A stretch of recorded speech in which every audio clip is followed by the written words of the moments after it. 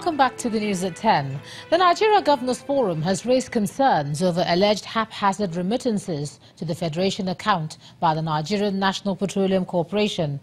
The Commissioners of Finance had in the last 2 months walked out of the monthly Federation Account Allocation Committee meeting over alleged inadequacies in the remittances of the state oil company. The chairman of the forum, Governor Abdulaziz Yari of Zamfara State, told State House correspondents after a meeting with the Vice President that there are so many unanswered questions regarding the records of the NNPC. And the crisis rocking the Kano State House of Assembly may have finally been resolved after Governor Abdullahi Ganduje intervened. The state's Commissioner of Information, Mr. Muhammad Garba, says Governor Ganduje has reconciled the factions in the House of Assembly, adding that the Assembly will reopen on Thursday to further consolidate the resolutions reached at the meeting. The governor is said to have intervened in the crisis in the interest of peace and democratic values. Since Monday, a faction in the Kano State House of Assembly has been attempting to remove the Speaker, Abdullahi Atta, but they were denied entry into the Assembly complex by the police. For many farmers in Niger State, the 2018 cropping season is witnessing a boost as they've become beneficiaries of fertilizer, tractors and other farm inputs being distributed by the state government.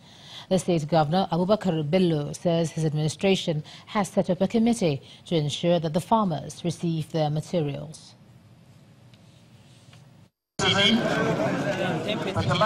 This man is quite happy to carry this bag aloft on his head before the governor of Niger State, Abubakar Bello. He's a farmer, like many others in Niger State, who are benefiting from the distribution of fertilizer from the state government at a subsidized rate. Farming equipment also in the kitty, as the governor flags off the distribution of 130 tractors to be sold to farmers at a discount and 50 units of rice threshing machines allocated free of charge. As the governor ceremoniously takes out one of the tractors for a spin. This forms the start of the 2018 cropping season for the agriculture sector in Niger State. The administration indicates it isn't pulling its punches. It is pertinent to note that government remains firm about leveraging on our comparative advantage in the agricultural value chain. In the rice production chain alone, we have the potential to meet the rice demand of the country as well as for export, but only if we work very hard, and I believe we can achieve it. So therefore, we need to enhance and encourage all-season farming. To this end, we are intensifying partnership efforts with some Chinese firms to utilize the 17 existing irrigation sites in the state. The State Commissioner for Agriculture and Rural Development, Haruna Duku, believes stopping the untoward practice of middlemen who sell fertilizer to farmers above the government-approved price will stand them in good stead. We want to ensure the farming populace in the state that the 2018 cropping season shall experience better service delivery for better productivity.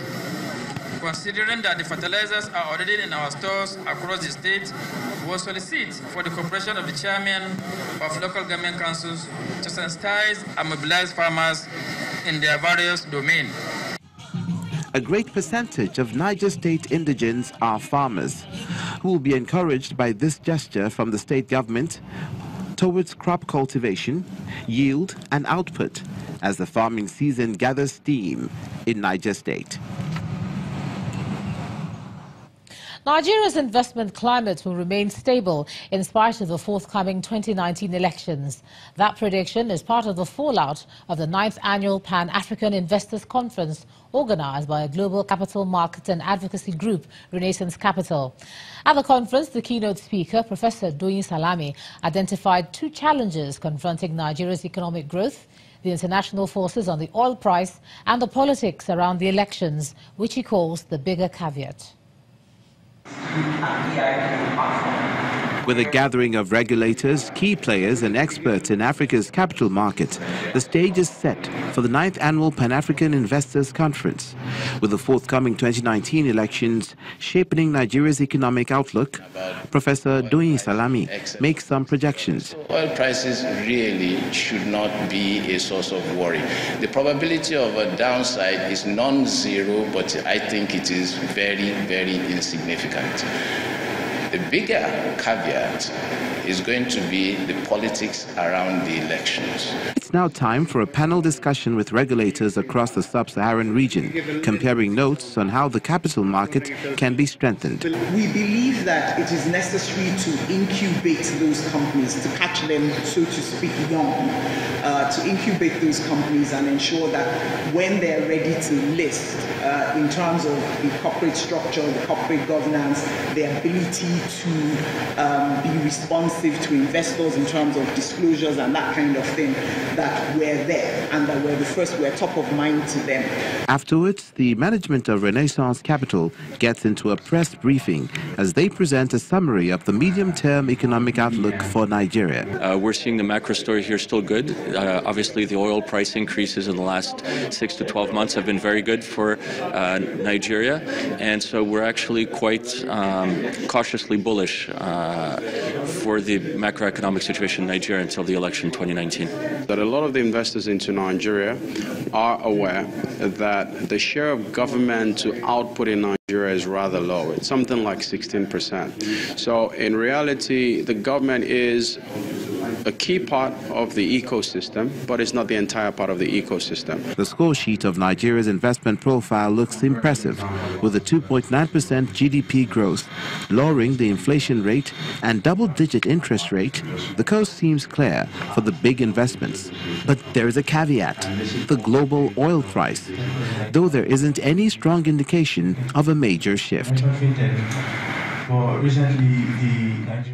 Let's take a look at some business news now. Here's Anne Waudu.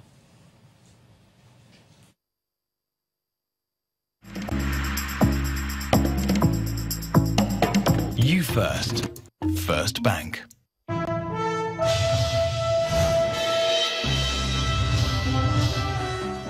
Thanks a lot, Ijoma. Loading activity for Nigeria's crude grades was largely muted today following the total shutdown of the Trans-Forcados pipeline by the terminal operator, Shell Petroleum Development Company, for repairs.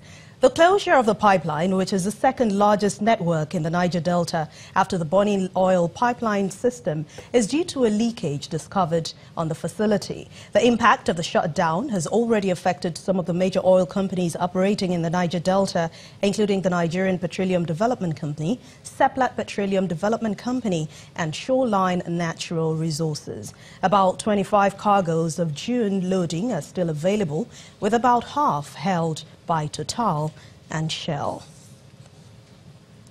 Positive sentiments returned to the local stock markets today following renewed interest in major blue stocks, particularly the shares of Dangote Cements. Let's join Teniola Shubawali for the details.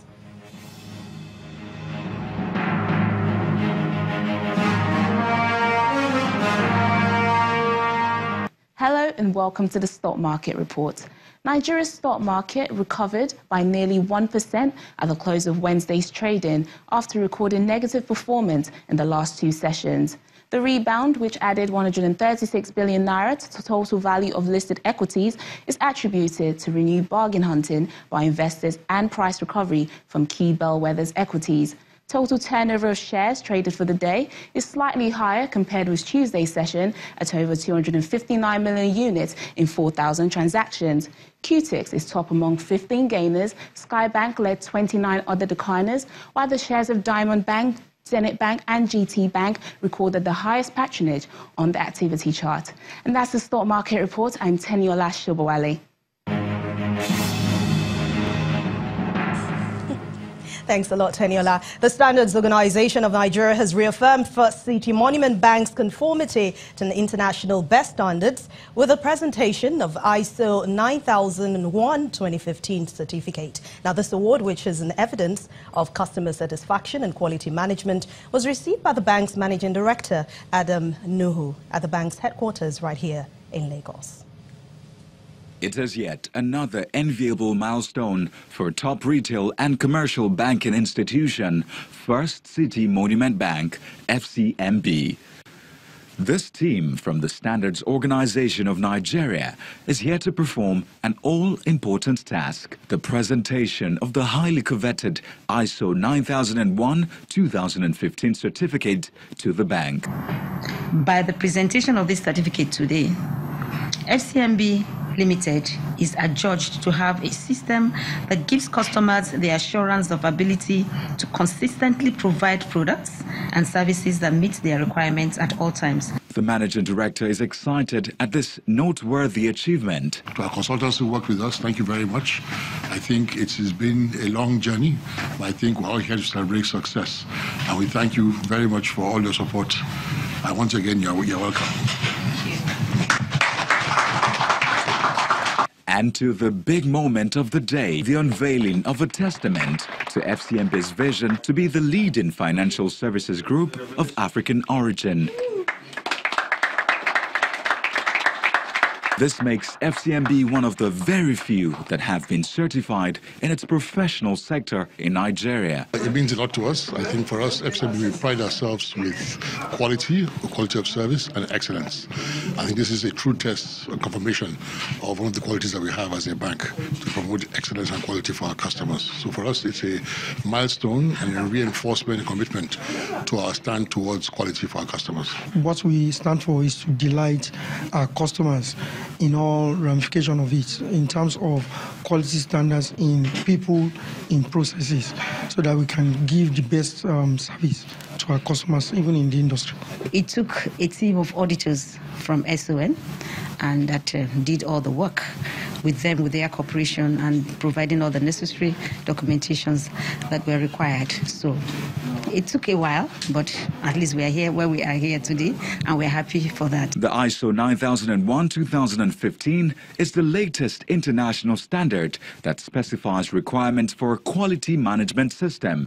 Simply put, this confirms the ability of FCMB to consistently provide products and services that delight customers and meet regulatory requirements. Positive sentiments dominated most of the world-leading stock markets today, but Asian markets ended in the red following new geopolitical uncertainty over North Korea. Let's see the figures for today.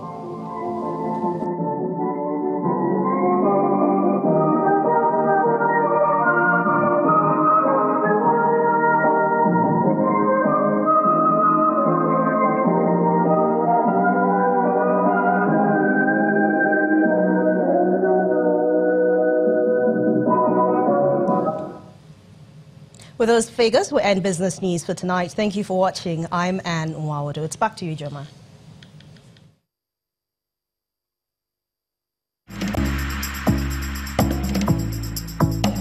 You first. First Bank. Thanks a lot, Anne. Still ahead on the news at 10, Atletico Madrid defeat Olympique Marseille 3-0 to win the UEFA Europa League title for the third time. That's on Sports News. Please stay with us.